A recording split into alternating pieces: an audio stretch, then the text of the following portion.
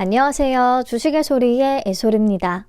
네, 어제 얘기했듯이 1월의 공모주 일정들은 15일부터 본격적으로 시작이 될 겁니다. 안타깝게도 일정이 다 맞물려서 겹쳐 있기는 하고요. 15일에 대신 밸런스 제17호 스펙의 청약이 시작이 될 거고요. 16일부터는 HB 인베스트먼트와 우진엔텍의 청약이 시작이 되고요. 17일부터 현대힘스와 포스뱅크의 청약 일정이 잡혀 있습니다. 그래서 아직까지 시간적인 여유가 한참 남아있긴 하지만 이번 주에 우진엔텍과 HB 인베스트먼트를 좀 미리 살펴볼 거고요. 다음 주에는 현대힘스와 포스뱅크를 미리 만나보려고 계획을 하고 있습니다. 자, 오늘은 우진엔텍부터 같이 한번 살펴볼게요. 해시태그로 초소형 원전 관련주다 라고 달아봤는데요. 뭐 하는 회사인지부터 같이 한번 확인을 해보죠. 자, 원자력, 화력발전소에서 계측 제어 설비의 정비 용역을 제공하고 있습니다.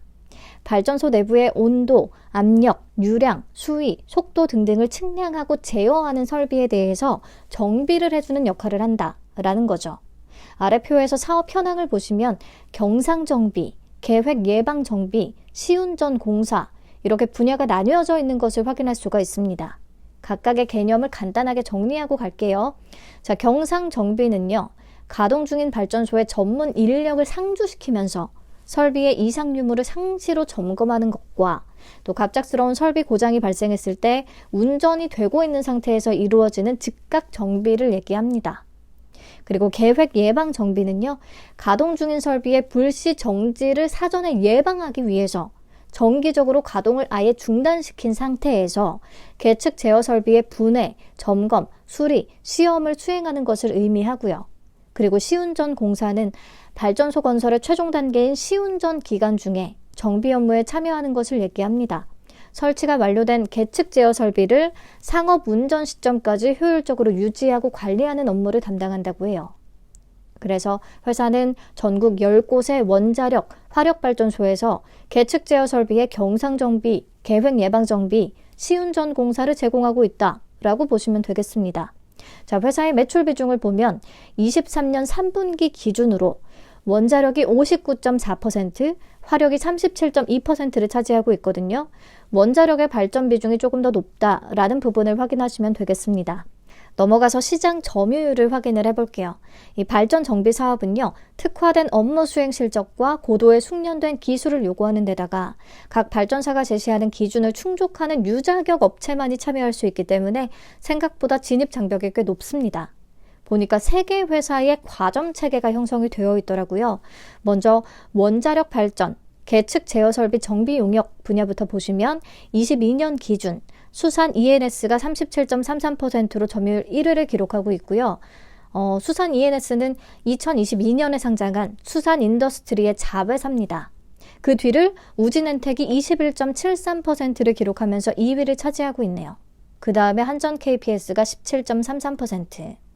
그래서 원자력 계측 장비 쪽에서는 시장 점유율 2위를 기록하고 있다라는 것을 파악을 하면 되겠고, 화력 발전소 쪽도 마찬가지더라고요. 3개 회사가 경쟁을 다투고 있는데 22년 기준 한전 KPS가 1위, 수산 ENS가 2위, 우진엔텍이 3위를 차지하고 있습니다. 이렇게 과점 체계가 형성이 되어 있는 덕분에 회사는 주요 사업에서 꽤 안정적인 구조를 갖추고 있다라고 할 수가 있겠죠. 이게 실적으로도 드러나고 있더라고요. 안정적인 사업 구조를 바탕으로 해서 꾸준히 매출과 영업이익 성장세를 보여줬습니다. 영업이익률도 15% 이상을 꾸준히 유지하면서 괜찮은 수준을 나타내고 있고요. 또 올해 3분기까지의 영업이익은 59억 원으로 지난해 전체 이익을 이미 넘겼습니다. 그래서 올해 또한 추가적인 성장이 기대되는 바인 거죠. 근데 여기에 머무르지 않고 회사는 미래 먹거리를 확보하기 위해서 또 다른 노력을 하고 있습니다.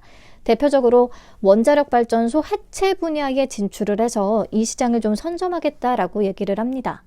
원자력 발전소의 해체는 원자력법에 따라서 허가 또는 지정받은 시설의 운영을 영구적으로 폐쇄하고 시설을 아예 철거하는 과정을 얘기해요.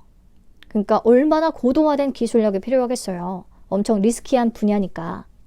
아무튼 23년 7월 기준 영구 정지된 원전은 212기나 된다고 하는데요. 그 중에서 21기만 해체가 완료된 상황이라고 해요. 해체 작업이 쉬운 게 아닌 거죠. 자, 그래프를 보면 가동한 지 30년 이상이 된 원전, 그리고 40년 이상 된 원전도 꽤 많기 때문에 전 세계 원전 해체 시장은 더 커질 것이다 라는 게 회사의 전망인 거고요. 이 시장을 노리겠다는 전략입니다. 자, 원전 해체 분야는 아직도 여러 기술들이 개발 중에 있고 그래서 국책과제도 다양하게 진행이 되고 있는데요. 회사도 원전 해체 현장에 방사능 측정 시스템 개발 및 실증 사업에 참여를 하고 있고 이를 통해서 2017년에 연구 정지된 고리 1호기와 19년 말에 연구 정지된 월성 1호기를 대상으로 2026년부터는 원전 해체 사업에 본격적으로 진출할 계획이라고 얘기를 합니다. 네, 이 밖에 발전 부품을 직접 만들고 시스템 제조 분야 쪽에도 눈을 돌리고 있고요. 그래서 이번 공모자금의 사용 목적을 보면 원전 부품 국산화 장비 고도화, 그리고 원전 해체 시장 진출을 위한 연구 개발에 주로 사용될 계획이라고 밝혔습니다. 네, 회사 내용은 이 정도면 충분할 것 같고요. 그래서 투자 포인트는 간단해요. 발전 분야는 경기에 크게 영향을 받는 게 아니라 전력 수요에 따라서 설비 용량이 증가하는 그런 특징이 있습니다. 그렇다면 4차 산업 성장에 따른 전력 수요 증가가 전망이 되기 때문에 발전 용량도 앞으로 계속 증가할 것이다 라는 거. 그리고 새 정부가 들어서면서 원전 비중을 30%까지 상향하겠다고 발표했던 부분. 그리고 최근 기사를 또 찾아보면요. 건설업계의 이목이 굉장히 집중됐던 신한울 원전 3, 4호기 수주전에서 현대건설과 한수원 컨소시엄이 최종 낙찰됐다고 하거든요. 그리고 우진엔텍이 이 신한울 3호기에 계측기 공급 계약을 체결했다는 뉴스가 있습니다. 이런 것들이 긍정적인 포인트로 작용할 수가 있을 것 같아요. 네, 그러면 넘어가서 공모 관련 내용들 한번 살펴보도록 하겠습니다. 총 206만 주를 공모하고요. 공모가 밴드는 4,300원에서 4,900원을 제시했습니다. 상단 기준 공모 규모는 약 101억 원 정도고요. 시가총액은 약 454억 원으로 굉장히 사이즈가 작은 그런 초소형 공모주가 되겠습니다. 청약은 16일부터 17일까지 진행이 되고요. 환불까지 이틀이 걸리기 때문에 부담 없고요. 상장은 26일로 예정이 되어 있습니다. HB 인베스트먼트는 25일로 예정이 되어 있어서 현재로서는 겹치지 않아서 다행일 것 같은데 또 변동이 있을지는 지켜봐야 될 것 같아요. 네, KB증권의 단독 주관입니다. 신주 모집 100%로 진행되고요. 우리사주 조합에 20%나 배정을 했더라고요. 상단 기준 약 20억 원 정도의 규모고요. 직원 326명 기준 1인당 평균 배정 금액은 약 619만 원 정도가 됩니다. 부담이 없는 수준이라 미달 가능성은 낮아 보여요. 자, 그리고 이 종목 상장 직후의 유통 가능 물량 조건이 매우 좋습니다. 17.78%로 확실히 낮은 편에 속하고요. 상장일에 매도 가능한 기존 주주도 전혀 없습니다. 게다가 금액으로 계산을 했을 때 상단 기준 약 81억 원 정도, 100억 원이 채 안 돼요. 유통 가능 금액이. 정말 무척이나 가볍습니다. 그래서 공모주로서는 정말 최상의 조건이다. 조건만 놓고 본다면 최상급이다 라고 얘기를 할 수가 있을 것 같아요.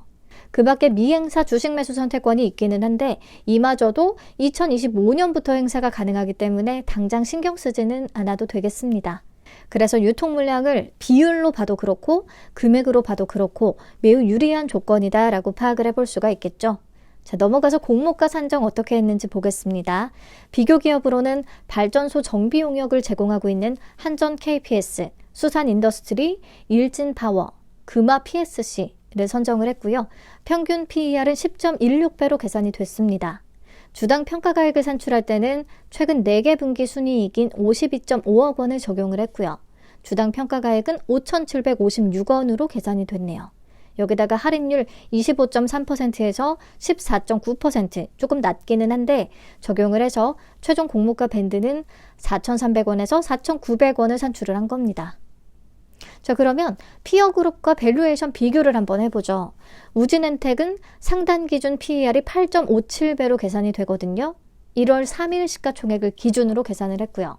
그렇다면 수산 인더스트리나 금화 PSG보다는 PER이 이미 높고 한전 KPS, 일진 파워보다는 낮습니다. 그래서 이게 막 아주 매력적인 수준이다 라고 하기에는 시장에서 원전 관련주에 대한 평가가 그리 좋지 않기 때문에 약간 애매하긴 합니다만 여러분들도 너무 잘 아시다시피 워낙 소형 사이즈의 종목들은요, 밸류에이션은 정말 아무 의미가 없었어요. 그래서 이번에도 상장일만 안 겹친다면 밸류에이션을 떠나서 충분히 좋은 성적을 기대해 볼 수 있는 조건이다 라고 생각을 합니다. 네, 여기까지 해서 오늘 내용 한 장으로 정리해 보시면 될 것 같아요. 제 한 줄 의견은 완전히 소형 종목이기 때문에 좋은 수익률이 충분히 기대되는 조건이다. 이런 경우에 공모가가 상단에 초과할 가능성이 좀 높겠다. 다 좋은데 과연 한도가 얼마나 될지, 몇 주나 받을 수 있을지 요게 문제고, 스펙까지 포함을 한다면 4종목과 일정이 무려 겹쳐있기 때문에 작은 배분의 문제가 발생할 수밖에 없겠다 입니다. 네, 그러면 배정 물량과 청약 한도 체크하고 마치도록 할게요. KB에 51만 5천 주가 배정이 됐습니다. 균등 물량은 25만 7,500주가 되겠고요. 청약 수수료는 1,500원이 부과되는데 65세 이상에는 붙지 않습니다. 자, 그리고 100% 기본 등급은 16,000주까지 청약이 가능하고요. 상단 기준 증거금 3,920만 원입니다. 확실히 한도가 매우 낮아요. 여기에서 본인의 해당 등급 증거금 좀 확인을 해주시면 되겠고요. 최소 청약 수량은 10주입니다. 공모가가 확정이 되면 다시 한번 체크를 해드릴게요. 오늘은 이 정도에서 마치도록 하겠습니다. 시청해주셔서 감사합니다. 주말에 HB 인베스트먼트 간단히 정리해서 들고 오도록 할게요. 시간적인 여유가 있으니까 좀 찬찬히 그냥 편안히 들어주시면 되겠습니다.